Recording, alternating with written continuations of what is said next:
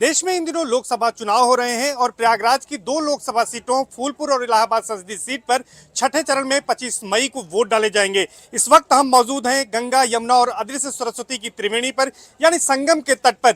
यहाँ पर हर दिन हजारों श्रद्धालु आते हैं, गंगा में आस्था की डुबकी लगाते हैं और यहाँ पर उनका सामना होता है, मुलाकात होती है यहाँ के पंडा समाज यानी तीर्थ पुरोहितों से। तो कुल मिलाकर सियासी क्या माहौल है, जनता का क्या मूड है और तीर्थ पुरोहित क्या चाहते हैं, किसकी सरकार बनने वाली है, इन तमाम विषयों को लेकर हम बातचीत करेंगे सीधे तीर्थ पुरोहितों से ही। और चूंकि यहाँ पर उनके पास बही खाते हैं, लोगों से संपर्क होता है, लोगों से बातचीत होती है और अलग अलग प्रदेशों से आने वाले श्रद्धालुओं से उनके मन की बातों को ये अच्छी तरह से भांप लेते हैं। सबसे पहले सर आपके पास आएंगे, जानना चाहेंगे क्या नाम आपका है और क्या माहौल इस बार, सियासी मूड क्या है? जी, मेरा नाम राजेंद्र पालीवाल है, तीर्थ पुरोहित हूँ। सियासी मूड ये है कि सारे देश के लोग हमारे यहाँ प्रयागराज में आते हैं। यहाँ सैकड़ों की संख्या में तीर्थ पुरोहितों के पास, हजारों की संख्या में रोज प्रतिदिन। अब मूड ये है कि पहली बात तो ये जान लीजिए कि जो यात्री आता है वो थोड़ा सा यहाँ पर एक कर्म के रूप में आता है, उसका अस्थि विसर्जन, पिंडदान वगैरह। तो अधिकतर उनसे वो ऐसा दुखमय स्थिति में रहते हैं कि बहुत ज़्यादा दबाव नहीं बन पाता। लेकिन इतना स्पष्ट है कि बहुत सरकार के पक्ष में लोग आज भी ज़्यादा बोल रहे हैं और सभी लोग ये कहते हैं कि जिन्होंने सनातन, भाई हम लोग तो धर्म से जुड़े हैं, तो सनातन धर्म को जो बढ़ा रहा है, जिसकी वजह से आज सैकड़ों वर्ष के बाद सनातन धर्म को आज आगे आने का मौका मिला है, चाहे मंदिर रूप में या किसी भी रूप में, कॉरिडोर के रूप में या विकास के रूप में, तो सनातन धर्म को जो विकसित करेगा तीर्थ पुरोहित समाज उसके साथ होगा। मतलब धर्म और आध्यात्म की बात जो करेगा, सनातन धर्म की बात करेगा, तीर्थ पुरोहित समाज उसके साथ है। सर क्या नाम है आपका और क्या है सियासी मूड इस बार, तीर्थ पुरोहित क्या सोचते हैं?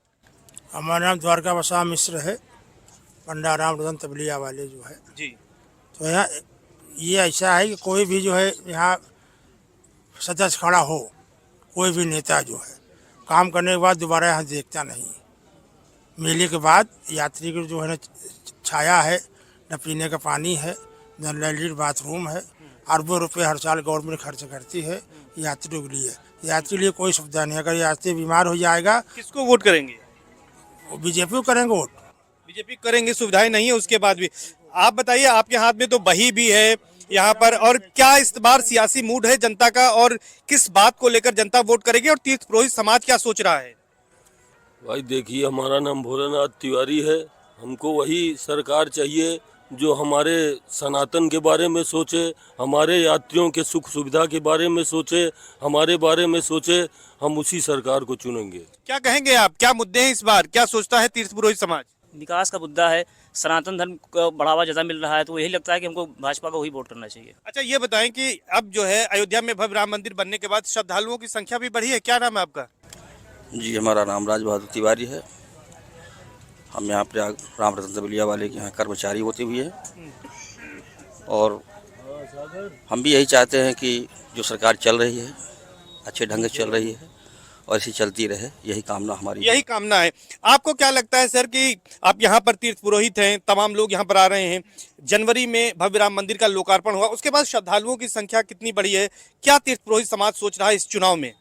श्रद्धालुओं की संख्या की बात है तो वहाँ से लौटने के बाद संगम स्नान करने के लिए कुछ वृद्धि हुई है, परंतु जो प्रगतिवादी सरकार है, हम भी उसी प्रगति के रास्ते पर चलना चाहते हैं। देश को विकासशील की जगह विकसित राष्ट्र की श्रेणी में खड़ा कर रहे हैं माननीय हमारे, हम भी उसी पथ पे चलना चाह रहे हैं। मतलब ये कि जो विकास कर रहा है उसके साथ चलना चाहते हैं।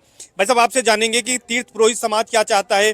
प्रधानमंत्री मोदी की अगर बात करें तो कुंभ से पहले वो यहाँ पर आए, 10 साल में कई बार आए, क्या संदेश यहाँ से दिया? कहा जाता है जो यहाँ से संदेश दिया जाता है पूरे देश और दुनिया तक पहुँचता है। देखिए, सबसे बड़ी बात तो सनातन धर्म को चला रहे हैं, सनातन धर्म की बढ़ावा दे रहे हैं और प्रयाग का भी बढ़ावा है। उन्होंने कॉरिडोर दिया, मोदी जी की ही देन है कि प्रयाग में कॉरिडोर, अयोध्या को सजा दिया।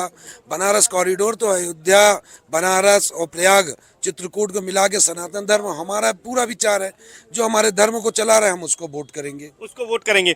सबसे बड़ी बात है कि 2025 में महाकुंभ होगा, उसकी तैयारियां शुरू हो गई हैं। किस तरह के विकास हो रहे हैं, क्या लग रहा है कि इस बार चुनाव में क्या मुद्दे रहने वाले हैं? क्या नाम है आपका सर? हमारा नाम तो दयाशंकर तिवारी है।